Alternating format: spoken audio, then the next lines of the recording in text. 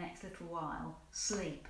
Getting into a proper habit, regulated habit with great sleep hygiene. How much sleep do you actually need to perform well, optimally well, to do really well in your job, in your career, in your business? How much sleep do you need? Well, the World Health Organization has released statistics that says that 2/3 of the adult population are sleep deprived. There is a sleep loss epidemic, and sleep will affect your immunity. Your immune system is affected with lack of sleep, but also things like diseases like cancer and dementia have an effect because of your lack of sleep. And also blood sugar levels are affected by lack of sleep. Obesity is one of the reasons that lack of sleep is related to. There are 5 sleep cycles in your sleep. And how many of those are you actually getting? Well, if you look at celebrities or people that are in the public eye like Margaret Thatcher and Ronald Reagan, they reputed to have 4 hours sleep and they functioned optimally. They ended up getting dementia. You've got Donald Trump, who says that he wants to be the top of his game, so he has 3 hours sleep. And yet you have people like Einstein who had 10 hours sleep, and Winston Churchill. He didn't get much evening sleep. He had 6 hours a night, but he loved a power nap. He used to sleep between 1.5 and 2 hours for his naps. So where do you go? How much sleep do you need? Well, neuroscience tells us a lot more about sleep than we used to know. There are 5 sleep cycles in the night that you go through, and each of these cycles is 90 minutes long. And each cycle, each 90-minute cycle, has 2 types of sleep. Deep sleep, which is called NREM, non-rapid eye movement. And then you've got the dream sleep, REM sleep. And each cycle has both of these elements. And in the beginning of the cycle, you've got more deep sleep. And at the end of the cycle, you've got more REM sleep. But that changes as you go through the night. So the beginning cycle is more deep and the last cycle is more REM. Why do you need these 2 types of sleep? Well, your deep sleep is when you download your information for the day. It purges all the extraneous information that has gone on through your day. It manages the storage in your brain. So you need deep sleep in order to download and let go. And the REM sleep, well, that's called the creative sleep. That's when your memories interconnect. You go from your short-term memories to your long-term memories, and you start to make sense of the day. So your creative sleep is your REM sleep, and you get more of that whilst waking towards dawn. That's when you're getting it. So if you're forcing yourself up really early, you're not getting as much creative sleep.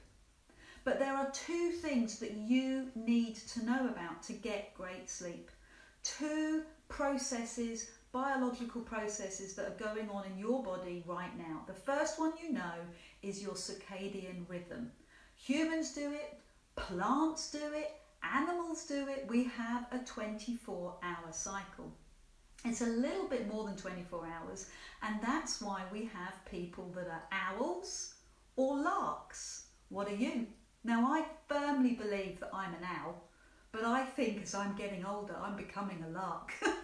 What are you? You need to know, and you need to be aware of your sleep rhythm, because it will affect how you sleep. And if you've got to get up early for a meeting, it's going to affect you, and it's going to affect how you feel. So what happens in your circadian rhythm for some people means that you're wide awake at 10 o'clock and you're really sleepy in the afternoon. You want to get to grips with that. You want to know about that. Based on 24 hours, you can reset that rhythm through light and heat. It is disrupted by light and heat and various other things like travel, and that's when you get things like insomnia, fatigue, obesity and diabetes. So in the morning when you wake up, you've got high blood pressure, you've got reduced melatonin, and you've got high cortisol. That's what gets you up and awake in the morning. In the afternoon, your coordination is really switched on, your muscle strength is powerful, your reaction time and your cardiovascular efficiency is brilliant in the afternoon. That's why for most people it's better to exercise in the afternoon. And then in the evening, your body temperature changes, your melatonin rises, and you fall sleepy. So that's your natural rhythm. But this doesn't work with, but it should work together with a hormone, your adenosine. This builds up and it takes a full 8 hours to drop. Adenosine. Now coffee and caffeine can really affect this build up, and it blocks the receptors. It doesn't stop it from building up, it just blocks it. So it stops you from falling asleep. So how can you sleep better? Well, you need a routine. You need to stick to the same sleep and wake time every single day.